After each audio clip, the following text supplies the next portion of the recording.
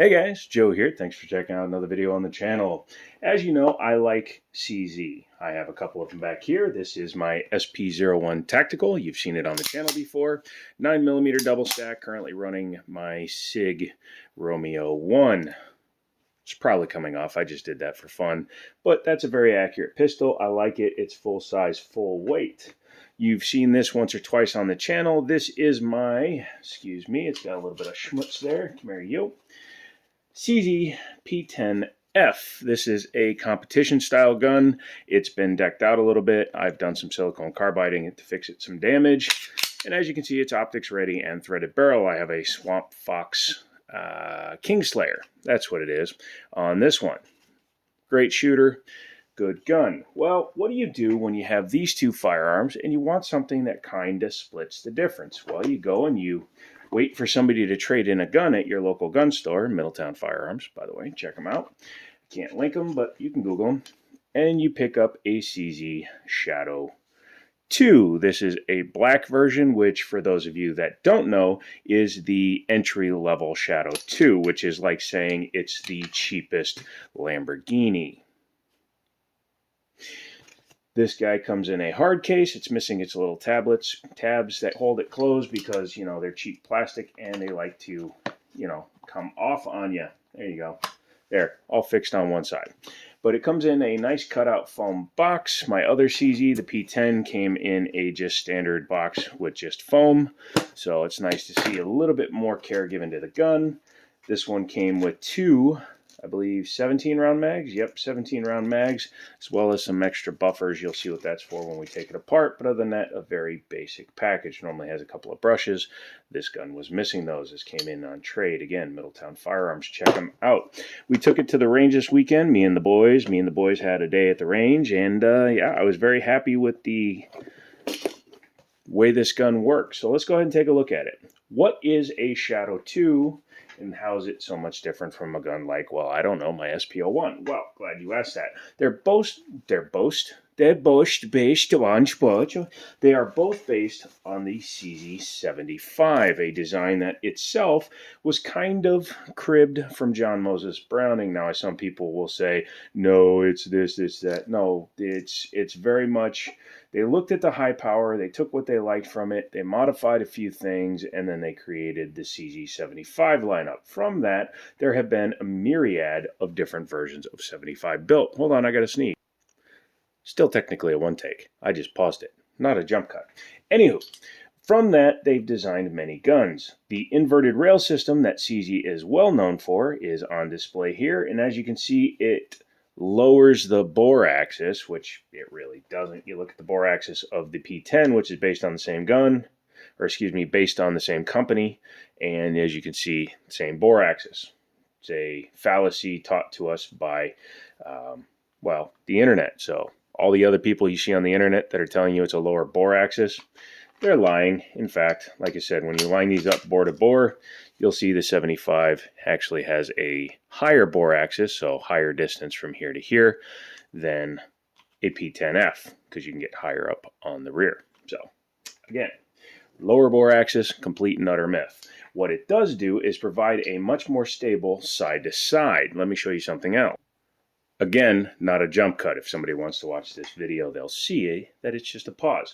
But this is my daily carry. This is a Springfield Operator rebuilt by Wilson Combat. But one thing you'll notice, it has some side-to-side wobble because the frame rails are inside the slide instead of inside the frame. So the fitment, or excuse me, the motion of the ocean for the slide is much reduced, which in turn can allow a gun like this to be slightly more accurate. And you'll see why when we take it apart. This, like a 1911, uses lugs to lock up. You'll see what we mean. But yeah, taking a look on the outside, there are some difference between a SP01 and a Shadow, which are slightly more evident. We'll put the slide down. I just cleaned it, so there's going to be a lot of fingerprints for this video. But number one, the SP01 has a much more traditional CZ75 top on it. It's rounded to the serrations, whereas the Shadow 2, as you can see, is flat-sided, tri-cut with serrations on the top. This one has a single slot accessory rail in it. This one has a 3-slot pick rail, so you can get more locating options for lights, lasers, bazookas than you can on this. The overall trigger guard cut is about the same, or the trigger recess area here is about the same, encouraging you to get up a little bit higher with your hand and your fingers. Very nice. Both of these are double to single. However, this is a decocker. This is a safety only model. The cuts on the back of the frame are slightly different. You can see that the Shadow has a deeper cut here before going to the beaver tail than the SP01 does. That is to, again, allow you to get your hand way up in there if you can, and thus being able to get a better shooting grip. The 01 Tactical is no slouch. The trigger guards are also different. You'll see it's an almost squared off trigger guard on the Shadow, where it's a rounded bottom trigger guard on the 01. Neither one really affects it. It just, again, gives an exacerbated trigger guard undercut on the Shadow 2. Neither one of these have magwells on them, nor do I intend to run one. Other than that, though, they are very similar. Yeah, pretty nice. Go ahead and sit you back down there. Also, in case you didn't know, the reason that's running an optic right now on an EGW plate, it is a metal plate, not a plastic one, but the reason that's running an EGW plate is because the tritium sights were dead, and I was deciding whether or not to just buy a new set of tritium sights, get a better set of target sights, etc. And that plate was $30, and I already had the Romeo 1, so just goofed around with it. This gun is not optics cut, however, you can get the Shadow 2 with optics cuts. In my opinion, I went with this gun, sold the DWX back to its original owner, and I said I would wait for a Shadow 2 to come in because I believe a Shadow 2, in my opinion, is just as good with irons as they are with optics. And I wanted a really nice irons gun, not just one that I wish was optics cut. Took this to the range, and it shoots with about 85 to 90% of the feel of the DWX for 1/3 the cost, or at least my cost. It does have a double to single action trigger, but man, what a smooth one on there. Extended mag release there, and the cuts on the front go all the way around, giving you very good grip on the firearm, so your shooting position is nice. Someone help me in the comments. I'm not a huge Shadow 2 guy yet, so I don't know if that super small red fiber optic and the blacked out rears, which look like Dawson Precision stuff, were factory, but oh my goodness, they were good at shooting at the range. I was trying to say they were good at shooting at the range. But yeah, super accurate, and I like that. Again, this gun is going to stay like it is. I might put a different set of grips on it, but other than that, this gun will not be getting modified in any way. It would take a lot for me to send this out and get it cut for an optic. If I do it to anything, I'll do it to the SP01 first, even though, technically, I have more into that than I do into this. MSRP for a Shadow 2 right now is fluctuating. It appears that CZ is retooling a lot of their line. So right now, you can go like to Palmetto State, and for like $1,000 or so, you can get a CZ Shadow Blue. Single action with the safety. Kind of cool. I was thinking about it.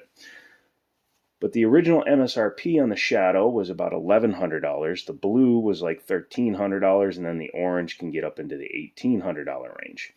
This guy, being the absolutely Billy Basic version, we'll say it was probably about $1,000 to $1,100 gun MSRP, and probably had a street price of about $1,000. That is a lot for a firearm when you consider that the P10F with the optics cut and a threaded barrel is in about the $550 to $600 range. Now you add a $175 optic, a $150 Apex rolling brake trigger, and the plate that you have to add because these are not direct mount for any particular optic, and you wind up in the $850 to $900 range, but you have a gun that's fully modified. So which way you decide to go is up to you. This obviously also gives you more capacity because I have 20 rounder mags for this guy. Compared to other steel guns that are on the market, by the way, full steel, 49 ounces, 50 ounces, I believe. This Springfield Operator, MSRP'd originally at about $1,100, and with all the modifications done to it, it's probably a $3,000 gun. So down gently there, buddy. So you have to decide what a real steel competent competition shooter is going to do for you, what you're willing to spend. At $1,000, I think this is a hell of a steal. Let's talk about the trigger. Double action to single action, like I said, for those of you that don't know, real quick, double action to single action means you can start it. Actually, technically, this is double action to single action without a decocker module. So you can start it in double action, but you can't put it on safe in double action. You can start it in single action, which is hammer back, much shorter trigger, much lighter trigger on this gun. As you can see, super light pickup, but you can also carry this gun cocked and locked, like my 1911, which is a single action only. Single action, clear, means that when you pull the trigger, it does one thing. It releases the hammer. It does not finish cocking the gun. Or you have a true double to single action, which is what the 01 Tactical is. So single action, also very nice trigger. Double action, same thing. However, when this gun is cocked, you can decock it and start it at quarter cock. However, this gun does not have a safety. You can swap those out though. Yeah. Was that confusing enough? All right. In double action, it's about an 8-pound trigger, 7.5-pound trigger. So if you've ever fired a mil-spec AR-15, you'll know what that trigger kind of feels like. Although it is a heavier pull, it's a very smooth pull. So you just start at the front, pull through. Very nice. Single action, as you saw me trying to demonstrate it and accidentally dropping the hammer, much shorter. So once you've got it in single action and you have the safety off, I like that, by the way, that's more 1911-ish. The trigger is beautiful. 2.5 pounds on this gun. Very, very nice. Reset, right back to the break of single action. The reset for a double action is just, hey, let it go. And then you're all the way back to the start of the wall. Very, very good. Very good. Very, very, very, very, very, very good. What do you say we take her apart? Okay, cool. First thing you want to do is rack her back. Make sure she's empty. A lot of people will tell you. And sure, why not? Lock it open. Go ahead and grab your pinky digit if you have big meaty fingers and this doesn't work. I don't, so it does.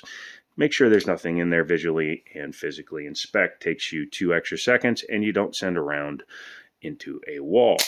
There you go. Once you've done that, leave the hammer back on this particular gun. You will see 2 marks. Not all CZs will have this. I've actually had brand new CZs come for the factory and they forgot to mark the slide in the frame.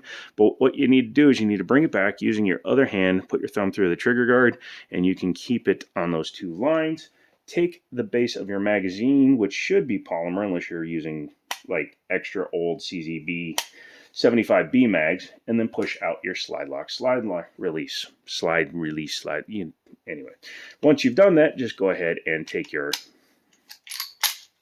slide and your frame and disassemble them. I just cleaned this one, so it is a little bit oily, but you'll be fine. This gun has a non-captive guide rod, which is perfectly fine. And on the end of the guide rod, you will see these guys. This guy is a bushing. It comes with other ones. So what you can do, depending on the power factor you're shooting and the power of the round you're using, you can add or remove buffers to make the gun cycle at a different rate. So the shorter it strokes, the faster it cycles. You want that for, say, heavier rounds. If you have a lazy 115 grain, you just need to knock it back, you can take that out. This spring is an aftermarket flat spring, and you could just go ahead and send it without the buffer, and the slide will go back a little bit farther, thus taking a little bit longer to cycle. But for competition shooters, they typically want a fast cycling gun. Put that back on there, sorry. This spring is designed to go on one way and one way only, so that it kind of captures the guide rod, so it's a semi-captive, but it's because of mechanical retention. Barrel drops out just like most of them, and this is what we were talking about earlier with the lockup. This gun uses a locking lug setup just like a 1911, and that comes back to the side-to-side motion that you can experience because it's locking up there. When it locks up there, a tighter fit gun is going to lock up better, potentially allowing the barrel to be a little bit more accurate. This gun also has a bushing built into the end of the slide, unlike a 1911, which is separate, and it is a pretty damn accurate gun. You will see they added some lightning cuts down here because obviously it's a pinned-in front sight, so that is not used for access to that. The inverted rails, they're very highly polished. I'm not sure if that's the way this one came or if the owner did that, but it makes this gun very smooth. Took it to the range, and I had actually forgotten to lube it, and it ran flawlessly for 3 different shooters. Very positive lugs inside of it. There's your firing pin tube. One thing you will notice, no drop safety. This is a competition gun. This is not a drop safe gun, but if you have the safety on, it will prevent you from being able to drop the hammer. But just be wary that most modern firearms, excluding good 1911s, because this does not have a drop safety, will have a drop safety. In fact, the 75 SP01 has a drop safety because this is more of a duty style weapon that will be carried more often. Most of the time, a Shadow 2 is carried only in competition, so it's in a holster and under direct supervision at most times. Please, you are your last line of defense. This is your final safety. Practice that. Taking a look at the frame, very nice, very cut. You can see it's got some markings down in there showing that it is a marked slide. Does it match the serial number? No, it does not. So that's production code. But inside you have your fire control group back here. You do have your trigger spring down in there. It does almost appear to be a different spring in there, but I'm not 100% sure. But it's very nice. No need to send it to like Cajun or anything. It does have ambidextrous safeties, but the slide lock, slide release is single-sided only. Nice skeletonized hammer, and all the springs are visible. So you put a dab-a-do-ya, a dab-a-do, yabba-dabba-do-ya when you are cleaning and lubing the gun. So that is the field strip firearm. Pretty easy to do. The only fiddly bit comes when you go to reassemble it because of that bushing in the spring. You will see it has a flat on it. So when you reassemble it, that flat has to be against the barrel. That can make it a little bit difficult for lining up the front of the plunger. But if you just wiggle it a bit, you can get it in there. As you can see, not too big of a deal this time, but when I first took this gun apart for the very first time, I got a little angry, but it's back together now. Let's go ahead and slot her back together using that inverted rail system. It's very nice because you can just go, ooh, pretty. Once again, you're going to bring it back to your 2 takedowns, grab your slide lock, slide release, I use English. Get it through there, get it started. There you go. Lift up so you don't get the idiot marks, because yes, you can still do it to other guns. Push through hard. It will seat flush. Mostly, that's an aftermarket one of my SP01, so it sticks out a little bit, which is a little annoying, but it is what it is. And then you just rack her and make sure. Love that gun. This is actually a mag from the SP01, but it is a CZ mag. I was going to say a standard CZ mag, and it fits the gun very nicely, so that's going to stay with that gun. Yeah, very nice. I was going to be selling that gun because I figured why have this gun and that gun, but I've sold that gun like 3 times. I've regretted it every time, so that gun is staying with me. However, that optic is coming off because, well, I'm going to put a really nice set of night sights on it. That will be a carry gun. This will be a range gun. This is turning into more of just a straight up range toy. I ordered the magwell, just waiting for that to come in, and then this gun will be pretty much done. I'm going to redo some of the carbining. I don't like the way it's seated on there, but we'll see. I also need to make it so that this back strap can come off because I might be adding a metal one. Keep your eyes tuned for that. But yeah, I'm going to take this gun and that gun out to the range probably on Tuesday, film it. This gun has already been on the channel for a review. You can look it up somewhere up there, and I will be taking it to the range for a full send of a clapped out budget race gun versus an out-of-the-box race gun. I think you guys would like to see that. So let me know down in the comments if you'd like to watch that. I love to hear from you guys. Let me know what's going on. That's about it. So don't forget to get subscribed. Use my Amazon affiliate links. Buy one of my I Failed Successfully shirts. That'll help the channel grow. I love your input. Don't forget to go to Player and Rumble and watch those. You should probably put something like CZ for life to show me that you watched the entire video. Come back for the next one. I love you. I'm working on my car, and I'll talk to you later.